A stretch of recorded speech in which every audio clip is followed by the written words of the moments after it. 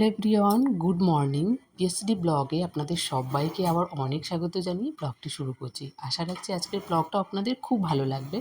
আর কেমন আছেন আপনারা অবশ্যই জানিয়েন। সবাই ঠান্ডা গরমের মধ্যে হয়তো সবাই ভালো নেই, আমার মতো হয়তো অনেক কারোর অবস্থা হয়েছে, কারণ আমার শরীরটা না এখন একটুও ভালো নেই। এখন যদি একটু ভালো আছে, কিন্তু আগের দিনে অফ নিয়েছিলাম এই কারণে, কারণ শরীরটা এতটা খারাপ ছিল যে জ্বর এসে গেছে।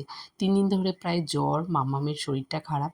তাই আগের দিনে আর ভিডিওটা দিতে পারিনি, কারণ পুরো ভিডিওটা আমি এডিট করে রেখেছিলাম, বাট ভয়েস দেওয়া হয়নি, থাম্বনেল বানানো হয়নি, তাই কিন্তু আর তোমাদের সঙ্গে আসতে পারিনি।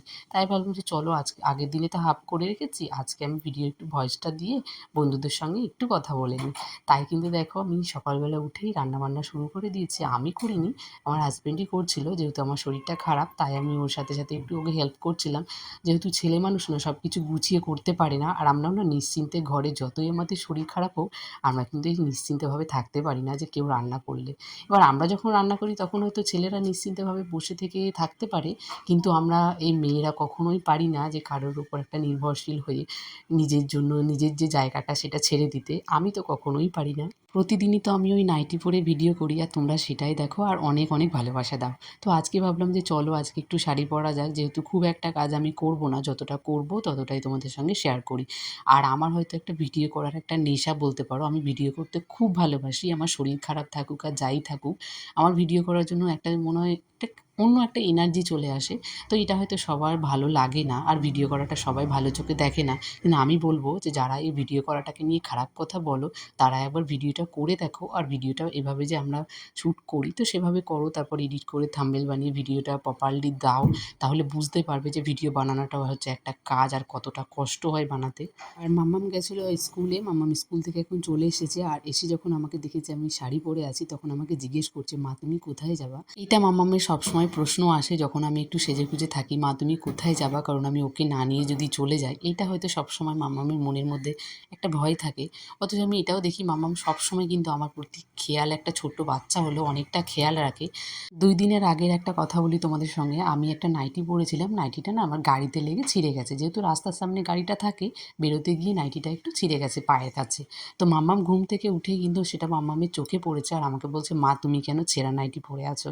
তো আমি তখন বললাম, মাম্মাম এখন আমি স্নান করবো, তো তাই একটু ছেঁড়া নাইটিটা এখন পরেছি, পরে এটা পাল্টে নেবো। নাহলে তুমি কেন পরেছো? আমি বাবাকে বলবো একটা ভালো একটা নাইটি এনে দিতে। তারপরে আমার এই ছোট্ট মেয়েটা বলে, মা আমরা খুব গরিব তাই না মা? এই কথাটা বলার পরে আমার যেন না কি একটা মনে হলো, আমি না সত্যি কিছু বলে বোঝাতে পারবো না। তারপরে এটাও বলছে, বাবাকে বলবো একটা ভালো কাজ করতে, তারপরে তোমাকে একটা ভালো নাইটি এনে দেবে। এই কথাটা শুনে আমার খুব ভালো লাগলো যে আমার মেয়েটাও সত্যি খুব বোঝে। আমি না মাম্মামকে কখনো কোনো কিছু শেখাইও না কিংবা বলিও না, কিন্তু মাম্মাম না পরিস্থিতি দেখে ঠিকই বুঝে যায় যে কি হচ্ছে আর কেন হচ্ছে। তো যাই হোক, সেসব কথা বাদ দাও। দেখো গল্প করতে করতে আমার অনেকটা কাজ হয়ে গেল। ও রান্না করে এদিকে খাওয়া দাওয়া করে বেরিয়ে পড়েছে। তারপরে ভাবলাম যে গায়ে তো এখন জ্বর নেই, তবু হালকা হালকা করে কাজগুলো করে রাখি, নাহলে পরের দিনে না অনেকটা চাপ হয়ে যাবে, তখন আর কাজগুলো করতে পারবো না। তাই এখানে রান্নাবান্না হয়ে গেছে, তাই এখানে গ্যাসটাকে আগে ভালো করে ক্লিনিং করে নিলাম। আর রান্নাঘরে ওই রান্নার পরে যদি রান্নাঘরটা একদম পরিষ্কার পরিচ্ছন্ন না থাকে, তবে কিন্তু আমার একটুও ভালো লাগে না। আর যেহেতু আমার রান্নাঘরটা হচ্ছে একবারে ঘরের সামনে, যেখান দিয়ে আমাকে সবসময় বেরোনো যাওয়া আসা করতে হয়, তো সেই জায়গায় যদি অপরিষ্কার থাকে তাহলে তো আরোই ভালো লাগবে না। তাই আমি রান্নার পরে সবসময় আগে রান্নাঘরটাকে একদম পরিষ্কার পরিচ্ছন্ন করে নিই, তারপরে ঘরে যাই। ঘরের কাজগুলো আমি পরে করি, কারণ এই রান্নাঘরে আসার পরে এই রান্নাঘরের কাজ কমপ্লিট না করে গিয়ে আমি আর ঘরে না যেতে পারি না। এখানে আমার বাসনগুলোও মাজা হয়ে গেল, আর ভালো করে জল ঝরাতেও রেখে দিয়েছিলাম, তারপরে ঝুড়ির মধ্যে ভালো করে রেখে দিলাম, নাহলে কি বলতো নোংরা হয়ে যায়। আর এখন কয়েকটা দিন না এই যা বৃষ্টি শুরু হয়েছে, আমার উপরে যে টিনের চালাটা আছে না, চালার পাশ দিয়ে একটা টিন না ফুটো পড়ে গেছে, কারণ পাশের বাড়ির ওই চালাটা ঠিক করেছে, তো সেখানে একটু টিনটা ফুটো হয়ে গেছে, সেখান দিয়ে একটু জল পড়ে। তো সেই জন্য ওই বালি জল পড়ে পড়ে না একদম ফ্রিজের উপরটা এতটা পরিমাণে নোংরা হয়ে যায়, আর এই বাসনপত্রগুলো এত নোংরা হয়ে যায় যে সবসময় ঢেকেই রাখতে হয়। তো বাসনগুলো যেহেতু আমার ধোয়া হয়ে গেছে, তাই একেবারে বাসনের উপরে একটা ওই কাপড় চাপিয়ে ভালো করে ঢাকা দিয়ে দিই।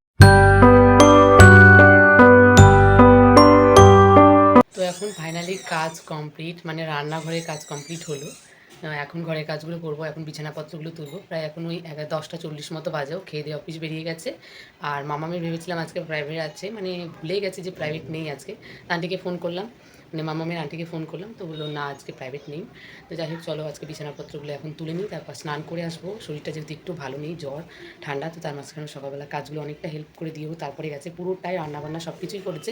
এখন আগের দিনে যে জামাকাপড়গুলো ছিল সেগুলোই সকালে উঠেই আগে ঘুম থেকে উঠেই তখন 8:30 বাজে দেখছি হালকা হালকা রোদ দিয়েছে, ঘুম থেকে উঠে আগে বাসি জামা নিয়ে মানে বাসি জামা কাপড়ে গিয়ে আগে জামা কাপড়গুলো ছাদে দিয়েছি, তাই সবগুলো শুকিয়ে গেছে।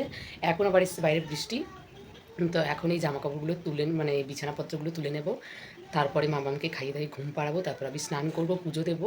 ওই তাই করতে করতে 12টা মতো বেজে যাবে, তারপর আমি একটু ঘুমাবো। ভাবলাম যে স্নান করতে যাব, চাইলে কি আর যাওয়া যায় বলো? কারণ এতগুলো জামা কাপড় এই কদিনে যে বৃষ্টির জন্য কাচাকুচি হয়েছে সেগুলো কিন্তু আর শুকানো হয়নি। ওই ফ্যানের নিচে যা যা রেখে একটু একটু করে শুকানো যাচ্ছে। জামা কাপড়কে ফ্যানের নিচে শুকিয়ে গিয়ে আর মন ভরে বলো? যতক্ষণ না এই রোদে জামা কাপড়গুলো শুকিয়ে যে ভাঁজ করতে যতটা মজা আসে ততটা কি ফ্যানের নিচে শুকালে কি সেই মজাটা আসে? তাই আমি অপেক্ষা করছিলাম যে কখন একটু রোদ হবে। আর এটা হচ্ছে বিচ্ছিরি ব্যাপার, এই ছাদে কতবার যে যাওয়া আসা করি আর এই জামা কাপড়গুলো দিয়ে আসি আর তুলে নিয়ে আসি, মনে হয় যে শুকনো জামা কাপড়গুলো ভিজে যাবে, কোথায় আবার এতগুলো জামা কাপড় রাখবো বলো তো? তাই আমি সব সময় দেখে দেখে রাখি যে কখন বৃষ্টি আসবে। দেখে থাকতে থাকতে যে কখন আবার বৃষ্টি চলে আসে বুঝতেই পারি না। এই দেখছি রোদ, আবার দেখছি যখন তাকাচ্ছি তখন দেখছি বৃষ্টি পড়া শুরু হয়ে গেছে। তো এই করে করে জামা কাপড়গুলো অনেকগুলো জমে গেছে, তো সেগুলো আজকে একটু ভাঁজ করে রাখছি, কারণ আবার তো কাচাকুচি হবে, সেগুলো আবার ভাঁজ করতে মানে কি বলতো কষ্ট হয়ে যায় একসাথে এত জামা কাপড় ভাঁজ করতে। তাই আজকে হালকা করে অল্প কিছু করে নিলাম, আবার পরের দিনে হালকা ওই কাচাকুচি করে আবার ভাঁজ করে রেখে দেবো। এটা হয় এক সুবিধা। আর এই যে মানে জমে গিয়ে যে কি বিরক্তি লাগে জামা কাপড়গুলো ভাঁজ করতে। যাই হয়ে যাক, সংসারের কাজগুলো কি তোমাকে কিন্তু করতেই হবে। তেমনই দেখো আমারও এই শরীর খারাপ নিয়েও কিন্তু এই কাজগুলো ফেলে রাখতে পারলাম না। মনে হয় এখন যখন একটু সুস্থ আছি, গায়ে জ্বরটা নেই, তাহলে কাজগুলো একটু কমপ্লিট করে রাখি। তাই ঝটপট করে কাজগুলো একেবারে সেরে নিলাম, আর ওয়ার্ড্রপের ওপরটাও পরিষ্কার করে নিলাম, কারণ ঘরটা সবসময় ফাঁকা একটু পরিষ্কার পরিচ্ছন্ন থাকলে মন মেজাজটাও ভালো থাকে, শরীরটাও ভালো থাকে। তো এখানে আমি স্নান করে এসে গেছি। আজকের মতো আসি, তবে ভিডিওটা কেমন লেগেছে অবশ্যই তোমরা কমেন্টে জানাবে, আর সবাই পাশে থাকবে। দেখা হবে নেক্সট ব্লগে।